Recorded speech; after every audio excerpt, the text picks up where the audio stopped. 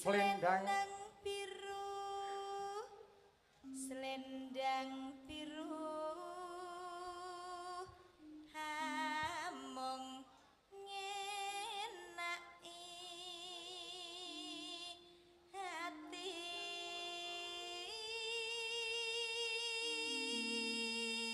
Tetapi wajib dawuhe pangeran. Pak Joko Warsito.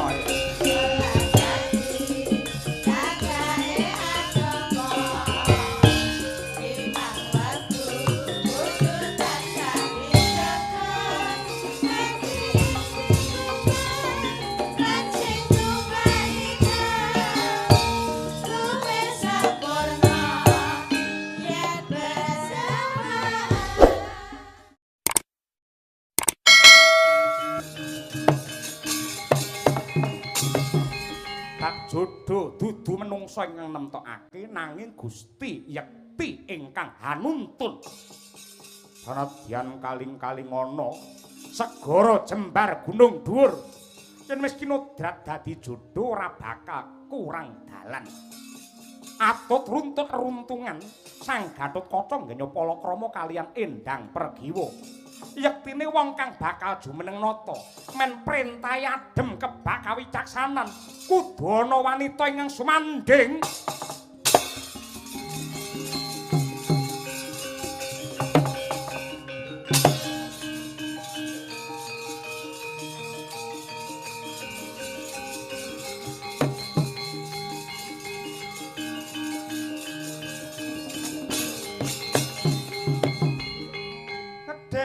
Tasmae kunyawang selendang biru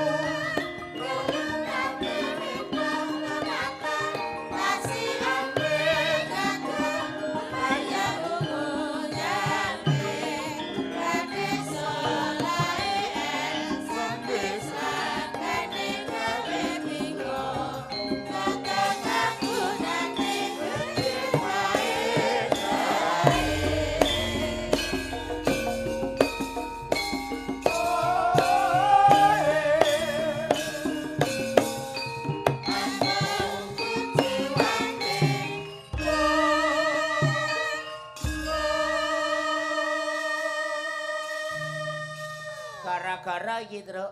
nggih rada mundur wektune nyuwun pangapunten merga lakone banjaran.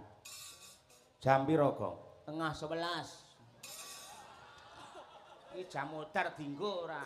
Yahine tengah 11 lho. Aku sing penting iki jamku krepyak gilap perkara jame mlaku apa ora masalah. Nggih. Merga kula percaya mutiarane para pamirsa wayang kulit niku tetep wonten ing Jakarta menika saestu. Mboten namung seneng kalian lagon, mboten seneng kalih lucon, ning lakone tetep yang menjadi terutama dan yang pertama. Mangga. Mbak Umi.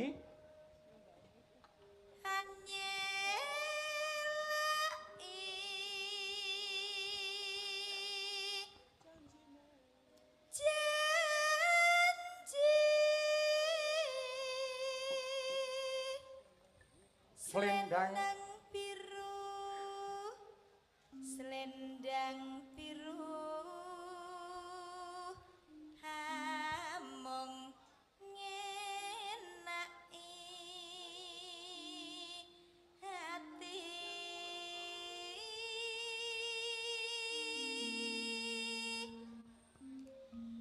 Nora tekan batin setiamu.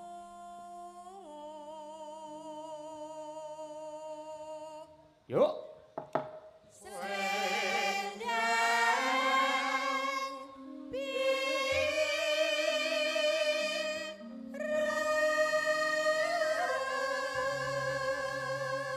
Sekali lagi. Tetap ana janjimu, selendang biru.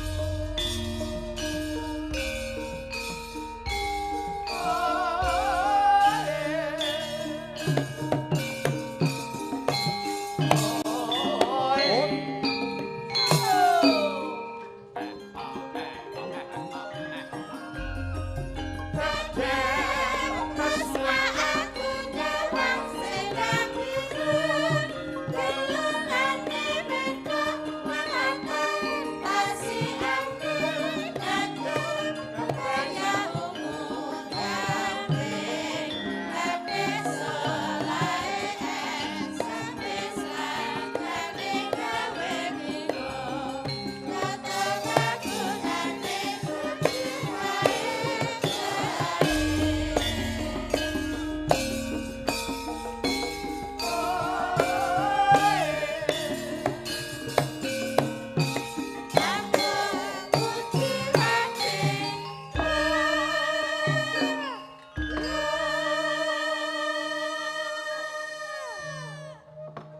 meneh, Om.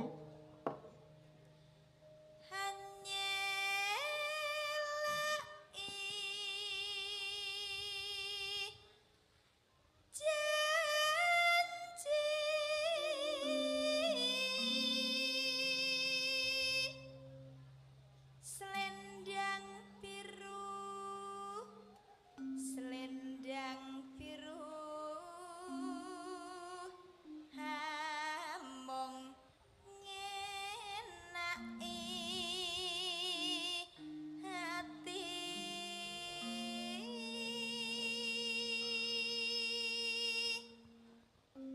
nora tekan batin setiamu Ya. Selendang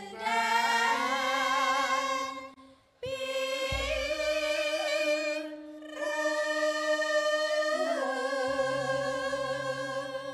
Bro, Pak. Tetap ana janjimu selendang biru. Nderek mangayu bagya, sumpah pemuda ya, Truk. Nggih, kalian gelar seni budaya ing mapan wonten ing Taman Benyamin Sueb mriki. Kaya Ditutup gong pepeling. heeh, ngaturake sing apa religi salah siji. Iya. Kula nyuwun sing nembang Genduk Umi Mbak Triastuti karo Genduk Winong bersama Mbak Elisa Orcarus. Lah iya. Langsung papat Coba kaya apa? monggo tanpa bawa lajeng kemawon pepeling karya Abdi Solo Ki Anom Surata. Dados.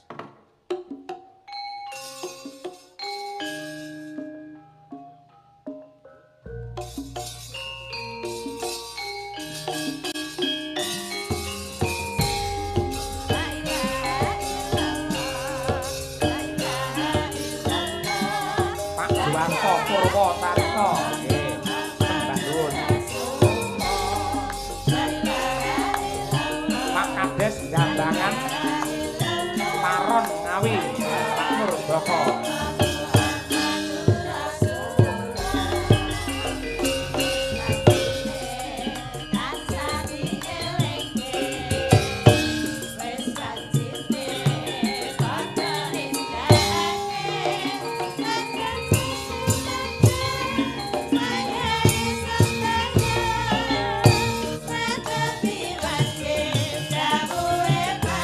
Pak Joko Warsito.